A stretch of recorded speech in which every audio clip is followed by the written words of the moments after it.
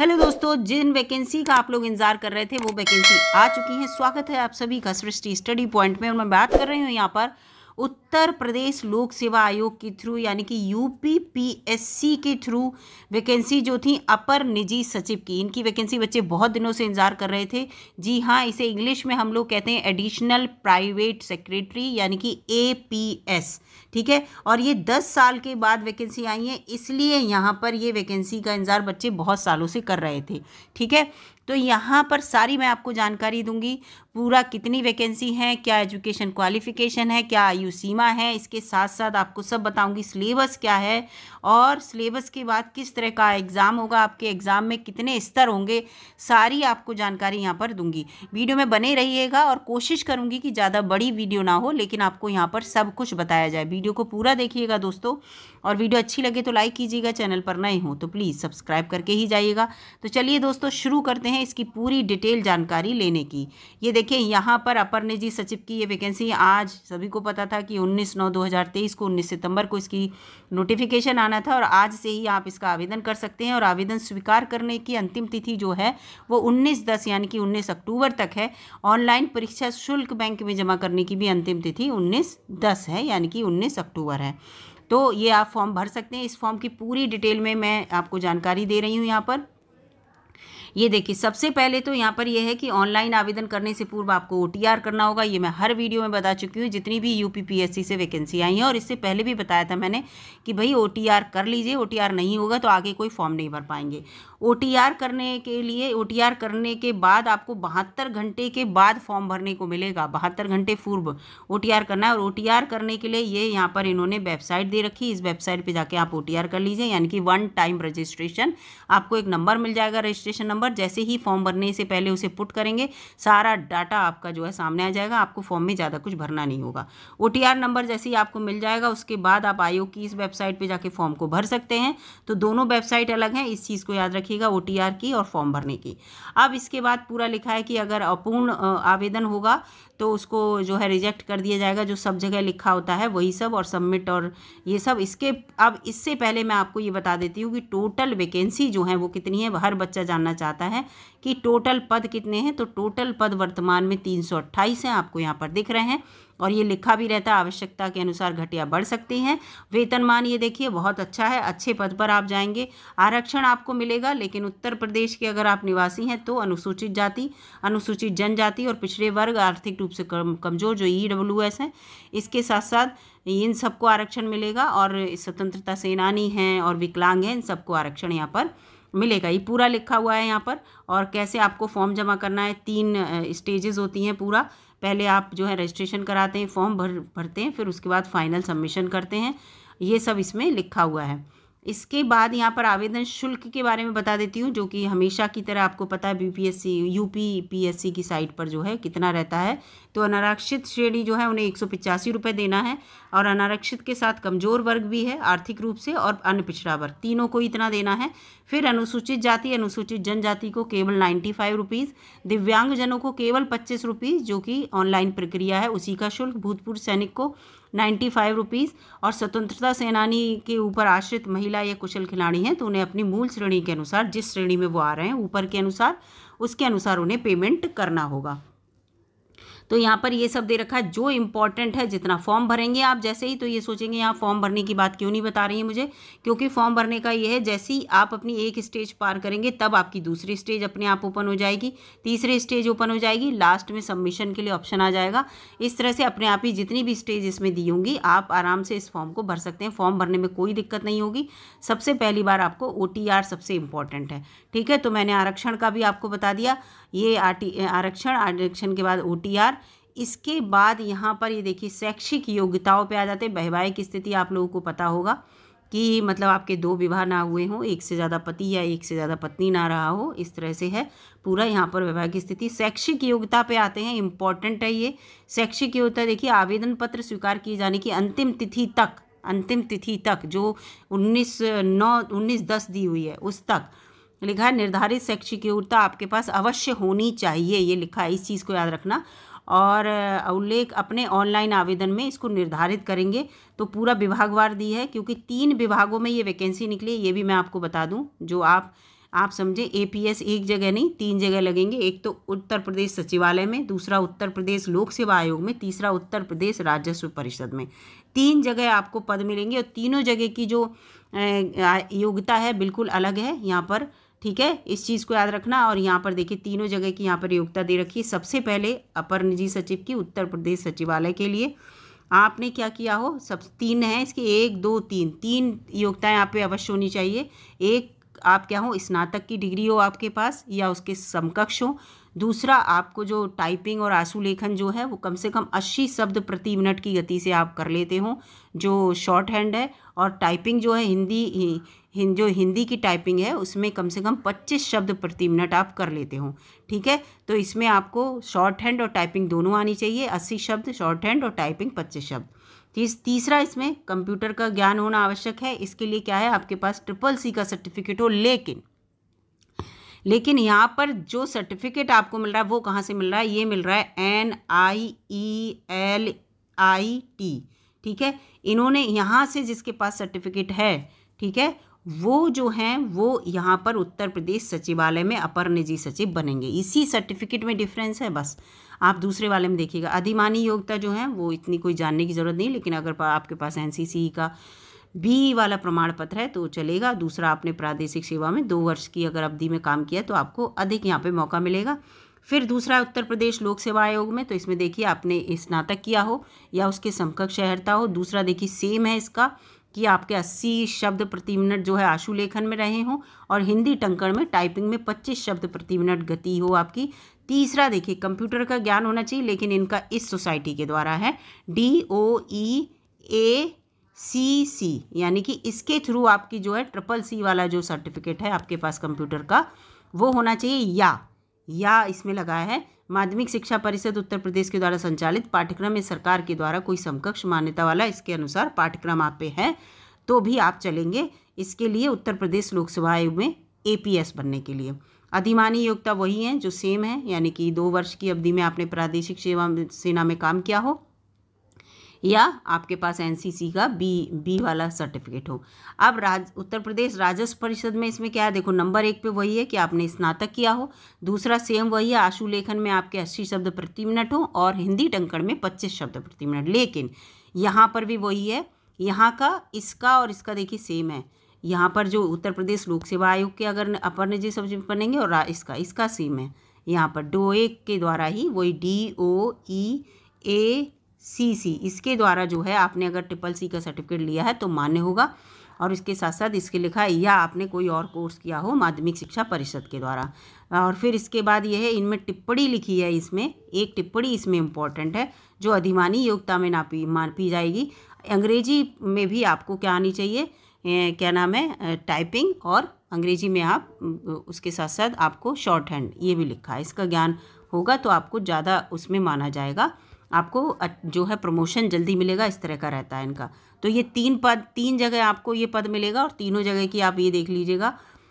फिर उन्होंने पूरा ये लिखा है कि स्नातक की उपाधि की अर्हता के लिए नियम इनका जो है वो नियम लिख रखा है इन्होंने कि कहाँ कहाँ से आपने स्नातक की उपाधि अगर की है तो वो किसके अकॉर्डिंग मापी जाएगी।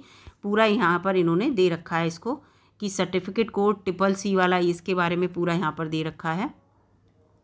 इसके बारे में क्या दिया है CCC के बारे में कि 5/7/2018 के अनुसार कंप्यूटर में उच्च योग्यताधारी जैसे computer diploma, degree, PG, DCA, BCA, MCA, graduation अथवा उच्च डिग्री BA, BSc, BTech जो हैं और कंप्यूटर एक विषय के रूप में या सेमेस्टर के रूप में कोर्स धारित करने वाले अभ्यर्थियों का चयन हेतु मान्य होगा। यानी कि CCC अगर आपने नहीं किया है और लेकिन आपने ये सब कोर्स कर रखे हैं तो ज़रूरी नहीं कि आप CCC करें। CCC अगर आप नहीं हैं लेकिन कंप्यूटर में आपने और डिग्री कर रखी हैं तो भी आप यहाँ पर मान्य रहेंगे। CCC में एक ये पॉजिटिव फैक्टर यहाँ पर दे रखा है, ठीक है। इस चीज़ को यहाँ पर ध्यान रखिएगा कि बच्चे बहुत से सोचेंगे हमने कंप्यूटर में और डिग्री कर रखी, CCC नहीं किया तो क्या करें, तो यहाँ पूरा इन्होंने क्लियर कर दिया है। तो ये पूरा यहाँ पर दे रखा है। इसके साथ साथ ये जो इन्होंने पूरा दे रखा है हाई स्कूल इंटर के लिए कहाँ कहाँ मान्य होंगे, पूरा ये देखिए लिखा है कि आपकी जो माध्यमिक शिक्षा परिषद इलाहाबाद के द्वारा मान्य नहीं है। ये भी उल्लेख किया गया कि निम्नांकित परीक्षा संस्थाओं के द्वारा संचालित परीक्षाएं माध्यमिक शिक्षा परिषद इलाहाबाद के द्वारा मान्य नहीं हैं। अच्छा, इन लोगों के द्वारा मान्य नहीं है, ये सब इसमें लिख रखा है, मान्य नहीं है लिखा है भाई, इलाहाबाद के द्वारा मान्य नहीं है, ये भी उल्लेख किया गया है कि जो निम्नांकित परीक्षाएं हैं वो ये चीज़ आप देख लेना किस किस से आपने कर रखा है, जिससे कि आपका मान्य हो रहा है या नहीं हो रहा है। ठीक है, तो ये पूरा इन्होंने नियमावली दी है, किस नियमावली के अनुसार। अब यहाँ पर आयु सीमा में आ जाते हैं। आयु सीमा बहुत इंपॉर्टेंट है। 1 जुलाई 2023 को 21 वर्ष की आयु आपकी पूरी हो जानी चाहिए, 1 जुलाई 2023 को, और 40 वर्ष से अधिक नहीं होनी चाहिए, यानी कि उनका जन्म 2 जुलाई 1983 से पहले और 1 जुलाई 2002 के बाद का नहीं होना चाहिए। इसको याद रखना, 2 जुलाई 1983 से पहले का आपका जन्म ना हो और 1 जुलाई 2002 के बाद का जन्म ना हो। और दिव्यांगजनों के लिए आयु सीमा 55 वर्ष है, यानी कि उन्हें 15 साल की छूट दी जाती है दिव्यांगजनों के लिए। ठीक है, इसको यहाँ पर फिर आयु सीमा में वही लिखा है, उत्तर प्रदेश के जितने लोग हैं इन लोगों को सब में छूट दी जाएगी। और इसमें जो होते हैं वो अनुसूचित जाति, अनुसूचित जनजाति, अन्य पिछड़ा वर्ग, कुशल खिलाड़ी जो हैं। इसके साथ साथ राज्य में जो राजकीय कर्मचारी हैं, बेसिक शिक्षा परिषद के जो शिक्षक होते हैं, प्राइमरी में जूनियर में टीचर होते हैं, इसके साथ साथ जो उनके साथ कर्मचारी क्लर्क वगैरह होते हैं वो सब, और भी जो चपरासी के पद पे होते हैं वो भी मान्य होंगे अगर वो इस सब क्वालिफिकेशन उनके पास है तो। उत्तर प्रदेश में अनुदानित जो होते हैं वो माध्यमिक विद्यालय, जो हाई स्कूल वाले, इंटर वाले जो होते हैं, इन सबको 5 वर्ष की छूट दी जाएगी, यानी कि 45 वर्ष तक आप फॉर्म भर सकते हैं। यानी कि आपका जन्म जो है वो 2 जुलाई 1978 से पूर्व का ना हो, उसके बाद का तो हो लेकिन पूर्व का ना हो। दिव्यांगजनों को जो है उत्तर प्रदेश के ही दिव्यांगजनों को 15 वर्ष की छूट दी जाएगी। तो ये सब यहाँ पर दे रखा है। तो मैंने यहाँ पर आयु सीमा और सब आपको यहाँ पे बता दिया कैसे कैसे आपको ये सब दी जाएगी। और आपकी OMR शीट और ये सब नेगेटिव मार्किंग होगी डेफिनेटली, और कितने नंबर आपको लाने हैं ये भी बता रहे हैं। तो यहाँ पर पूरा लिखा है कि नेगेटिव मार्किंग होगी, वस्तुनिष्ठ प्रकार के आपके प्रश्न होंगे, नेगेटिव मार्किंग होगी, प्रत्येक प्रश्न के लिए 4 ऑप्शन दिए जाएंगे, और अगर आपका गलत होता है तो 1/3 की मार्किंग होगी, यानी कि 3 गलत क्वेश्चन होने पर एक सही क्वेश्चन आपका काट लिया जाएगा। यदि कोई उम्मीदवार 1 से अधिक उत्तर देता है तो गलत उत्तर माना जाएगा, और ये सब लिखा है। और इसके साथ साथ मिनिमम क्वालिफाइंग मार्क्स भी यहाँ पर दे रखे हैं, मिनिमम एफिशिएंसी स्टैंडर्ड, यानी कि जो SC और ST वाले हैं उन्हें अगर 35% नंबर ला रहे हैं वो टोटल नंबर में से, तो वो पास माने जाएंगे। और इसके अलावा जितनी भी श्रेणियां हैं सबको 40% अंक कम से कम लाने होंगे, तब तो वो पास माने जाएंगे, तब तो वो श्रेष्ठता की सूची में या चयनी सूची में आएंगे। अदरवाइज उन्हें फेल माना जाएगा। इस चीज़ को दिमाग में रखिएगा कि SC ST वाले 35%, उसके अलावा जितने हैं सबको 40% नंबर लाने अनिवार्य हैं। ठीक है, और पूरा आरक्षित श्रेणी के उम्मीदवारों की अंतिम चयन में अनारक्षित पदों को तभी समायोजित किया जाएगा जब उनके परीक्षा में कोई लाभ या रियायत ना दी हो। इस तरह से ये सब दे रखा है इन्होंने। तो ये पूरा आपको मैंने यहाँ बता दिया कि कितना है। अब यहाँ पर देखिए जो भी इम्पोर्टेंट चीज़ होगी वो आपको बताऊँगी मैं। और यहाँ पर पूरा ये देख रखा है कि किस तरह से आपको फॉर्म भरना है, सारी फॉर्म की जितनी भी हैं। और ये आपको बता दूँ, जाति प्रमाण पत्र महिलाओं के लिए जो है वो अपने क्या कहते हैं पिता वाला ही चलेगा, आप अपने पति वाला जाति प्रमाण पत्र नहीं लगा सकती। इस चीज़ को आप सबको पहले ही पता होगा अगर जिन्होंने फॉर्म भरा होगा। इसके बाद ये सारे सर्टिफिकेट दिए हैं किस तरह से देना है। अब मैं यहाँ पर आ जाती हूँ आपके साथ कि किस तरह की परीक्षा होगी, परीक्षा पैटर्न। ठीक है, ये आ गया परीक्षा योजना और पाठ्यक्रम, किस तरह का एग्ज़ाम होगा, सिलेबस क्या होगा। तो आपकी जो परीक्षा होगी वो 3 स्तर पे होगी, इसको याद रखना। 3 स्तर आपको पार करने होंगे तभी आप फाइनल में पहुँचेंगे, मतलब तभी आपका जो है ज्वाइनिंग होगी। तो सबसे पहले आपकी जो प्रथम चरण की परीक्षा होगी वो होगी 150 नंबर की, याद रखना 150 नंबर की होगी, 3 घंटे होगी। और इसमें 3 तरह के प्रश्न आएंगे, सामान्य ज्ञान, सामान्य हिंदी और कंप्यूटर ज्ञान। तो 150 नंबर की होगी। तो देखो आपकी सामान्य ज्ञान में 150 अंक होंगे, 50 अंकों का होगा आपका। इसके बाद जो है सामान्य हिंदी 50 अंक और 85 क्वेश्चन आएंगे। कंप्यूटर ज्ञान 50 अंक, यानी कि 150 क्वेश्चन आएंगे और 150 अंकों का होगा। इसमें मैं आपको बताऊं ऐसा ही होगा। और जो बच्चे इसमें पास होंगे उसके 15 गुना बच्चे जो है पहली श्रेणी में पास होने के बाद 15 गुने बच्चे बुलाए जाएंगे केवल। यानी कि अगर हमारे पास कितनी सीट है, हमारे पास जितनी भी सीट हैं, जो भी सीट इसमें दे रखी हैं, उस सीट के 15 गुना बच्चे आपको इसमें पहली परीक्षा में पास करे जाएंगे। जब 15 गुना बच्चे पास हो जाएंगे वो द्वितीय चरण की परीक्षा देंगे। द्वितीय चरण की परीक्षा आपकी आशुलिपि, कंप्यूटर टाइपिंग इसको लेकर होगी। ये 100 नंबर की होगी और ये 1.5 घंटे की परीक्षा होगी। इसमें आशुलिपि हिंदी टाइपिंग के लिए आपके लिए 75 अंक होंगे और कंप्यूटर की टाइपिंग के लिए आपके लिए 25 अंकों की होगी। ये 100 नंबरों की होगी। और उपयुक्त दोनों चरणों की परीक्षा में न्यूनतम मानकों पर जो अभ्यर्थी सफल होंगे, न्यूनतम मानक आपको पता ही चल गया कि वो SC और ST वाले आपको पता है कि वो 35% अंक ला रहे हैं, वो पास माने जाएंगे, और अदर जितने भी हैं वो 40% अंक के साथ सफल माने जाएंगे। फिर उन्हें तृतीय उसमें बुलाया जाएगा अगर वो उतने नंबर ले आते हैं। इसमें गुना करके नहीं बुलाए जाएंगे, द्वितीय में गुना करके नहीं बुलाए जाएंगे। जितने अंकों में आप पास हो रहे हैं तो सबको बुलाया जाएगा, ठीक है। कोई 15 गुना उन्होंने पहले ही बुला लिए।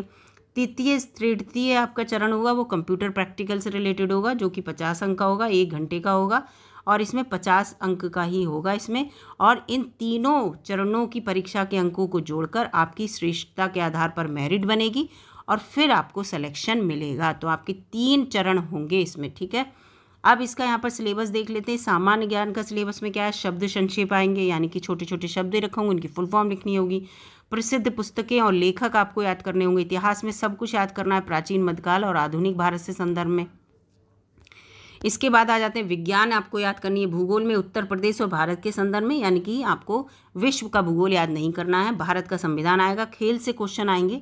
इसके साथ साथ नगर बहुत सी स्मारक और इमारतें आएंगी भारत और उत्तर प्रदेश के संदर्भ में। और यहाँ पर ये करंट अफेयर आएगा और अंक गणित आएगी कक्षा 8 तक के स्तर की, ठीक है। इतने आपके अब आएगा फर्स्ट पेपर में, वो फर्स्ट पेपर नहीं, फर्स्ट पेपर में जो सामान्य ज्ञान है। फिर हिंदी में आपके 7 पॉइंट हैं इसमें, अपठित गद्यांश और प्रश्नोत्तर, अपठित गद्यांश, ये सब पढ़ना है आपको। पत्र और कार्यालय जितने प्रकार के पत्र होते हैं वो सब लिखने का तरीका वो सब देखना पड़ेगा। ऑब्जेक्टिव टाइप क्वेश्चन होंगे। मुहावरे, लोकोक्तियाँ और उनका प्रयोग कैसे होता है, अनेक शब्दों में एक शब्द, वाक्यों का शुद्धिकरण, पर्यायवाची और विलोम शब्द, और शब्दों के अर्थ हिंदी और अंग्रेजी से हिंदी में कक्षा 10 के स्तर से ये आएंगे। और ऐसा ही स्टाफ नर्स में आ रहा है, तो हिंदी का मैं सोच रही हूँ कि हिंदी का बच्चों को जो है सिलेबस करा दिया जाए चैनल पर। तो ये बिल्कुल मुफ्त में, मैं कोई भी पैसा नहीं लगेगा किसी बच्चे का। कोशिश करूँगी कि मैं हिंदी की डेली एक वीडियो अपलोड करूँ चैनल पर, जो कि स्टाफ नर्स के बच्चे हैं वो भी कर लेंगे। कंप्यूटर ज्ञान में देखिए क्या क्या आएगा। कंप्यूटर ज्ञान में देखिए यहाँ पर थोड़ा ब्रॉड कर देती हूँ मैं। बेसिक नॉलेज आएगी, computer basic knowledge, work window system वगैरह, प्लेटफॉर्म, डेस्कटॉप, लैपटॉप, ये सब। एक्सेल, माइक्रोसॉफ्ट वर्ड और पावर पॉइंट, ये सब आपको याद करना पड़ेगा। रिजर्वेशन के बारे में सब कुछ पढ़ना पड़ेगा। वेबसाइट क्या होती है, ईमेलिंग क्या होती है, ये सब पढ़ना होगा। अटैचमेंट क्या होते हैं, ठीक है। ये प्रेजेंटेशन का कैसे होता है, ये सब आपको याद करना इसमें पड़ेगा, क्वेश्चन आएंगे, ठीक है। तो यहाँ पर कंप्यूटर के, हिंदी के मैंने तीनों बता दिए। जो 150 नंबर का आपका पहला पेपर आएगा, जिसमें 15% बच्चे सेलेक्ट होंगे ओवरऑल जितनी सीटें हैं उसमें से। आशुलिपिक में ये देखिए, इसमें पूरा लिखा है, हिंदी में 75 अंक की होगी। इसमें 80 शब्द प्रति मिनट डिटेक्ट किए जाएंगे। आपको डिक्टेशन बोली जाएगी 5 मिनट में, 5 मिनट की डिक्टेशन बोली जाएगी, और उसके लिए आपको जो है यहाँ पर टाइप करना होगा। कंप्यूटर टाइपिंग में भी 5 मिनट ही मिलेगा, 25 अंक का होगा। ये भी आपको इस तरह से टाइप करना है, ये प्रैक्टिकल टाइप ही होगा आपका। और जो तृतीय श्रेणी की कंप्यूटर प्रैक्टिकल होगा, उसमें प्रैक्टिकल आपको कंप्यूटर पे करके दिखाना होगा। प्रिंटिंग से सेविंग और उसके बाद रीडिंग, ईमेल एड्रेसिंग, अटैचमेंट कैसे लगाए जाते हैं, रिजर्वेशन, और ये सब आपको बताने होंगे कैसे होते हैं। वर्ड, एक्सेल, पावर पॉइंट आपको चला के दिखाना होगा। डॉक्यूमेंट राइटिंग कैसी, मेलिंग कैसी होती है, पंक्चुएशन कैसी होती है, पावर पॉइंट प्रेजेंटेशन आपको देना होगा। फार्मूले और कैलकुलेशन एक्सेल शीट पर कैसे होते हैं, ये सब आपको बताने होंगे। आशुलिपि कौशल और टंकण परीक्षा हेतु कृतिदेव 10 जो फॉन्ट है उसके साथ मंगल फॉन्ट का भी विकल्प दिया जाएगा। 2 फॉन्ट में आपको मिलेंगे, एक कृतिदेव फॉन्ट और एक मंगल फॉन्ट। इन दोनों का विकल्प दिया जाएगा, और ये विकल्प जो है वो आपको पूरा बता दिया जाएगा कि आपको ये पता होगा, जो टाइपिंग करते होंगे उनको ये सब, तो उन्हें पता होगा कौन कौन सा फॉन्ट है ये। तो यहाँ पर मैंने कोशिश की आपको पूरा बताने के लिए। इसके बाद इसमें 5 पेज थे, 5 पेज में मैंने जितनी भी डिटेल में बता सकती थी वो सारी बताई है। फिलहाल सबसे पहले जिन्होंने OTR नहीं किया वो बच्चे OTR कर लें जाके, और जिन्होंने OTR कर लिया उसके बाद फॉर्म जमा कर दें। फॉर्म भरने की कोशिश करें, ऑनलाइन ही फॉर्म जाएगा, ठीक है, इसको आपको सबको पता है। और अच्छे से फॉर्म भरें जिसमें उसमें कोई भी गलती ना हो, आराम से भरें। अभी आपको 1 महीने का पूरा टाइम है, बढ़िया करके फॉर्म भरिए, कोई गलती ना हो जाए। आराम से हर बात सोच समझ के धीरे धीरे फॉर्म भरिए। और अगर आप इन केस किसी आप कैफ़े में फॉर्म भरवा रहे हैं तो भी आप वहाँ खुद बैठ के फॉर्म भरवाइए, जिससे कि कोई गलती ना हो जाए। ये जो वैकेंसी है 10 साल के बाद आई है, बहुत सारे बच्चे ओवर एज हो गए हैं, उसको लेके भी इश्यू हो रहा है। तो आप खुद सोचिए, अगर आप इस एज में फंस रहे हैं, आपको मौका मिला है, तो बहुत बड़ी ये अपॉर्चुनिटी है एक अच्छी परीक्षा के लिए। जो बच्चे कंप्यूटर से हैं, कंप्यूटर में बहुत सारी वैकेंसी नहीं आती हैं किसी भी क्षेत्र में, इस क्षेत्र में कंप्यूटर वाले बच्चे जो हैं वो बहुत अच्छा कर सकते हैं। तो आप कर लीजिए, क्योंकि इसमें सामान्य ज्ञान वगैरह ये सब इतना टफ नहीं आने वाला। तो ये चीज़ जो है, इसको कंपटीशन बहुत ज़्यादा है, मेहनत कीजिए अच्छे से, आप पहले फॉर्म भरिए, तैयारी कीजिए और ईश्वर की कृपा रही तो आपको एक सीट, एक बहुत अच्छा पद जो है वो मिलेगा डेफिनेटली। वीडियो आपको कैसी लगी दोस्तों ज़रूर बताइएगा। अगर अच्छी लगी हो तो लाइक कीजिएगा और चैनल पर नए हो तो सब्सक्राइब कर लीजिएगा। मैं कोशिश ये करूँगी हिंदी का जो मैटर है वो चैनल पर डेली अपलोड करती रहूँ, इसलिए भी आप चैनल जो है सब्सक्राइब कर लीजिए। और अगर हो सकेगा तो मैं सामान्य ज्ञान जो जीके है उसकी भी वीडियो अपलोड करूँगी जैसे ही मुझे समय मिलेगा। मिलती हूँ अगली वीडियो में, तब तक के लिए नमस्कार दोस्तों, धन्यवाद।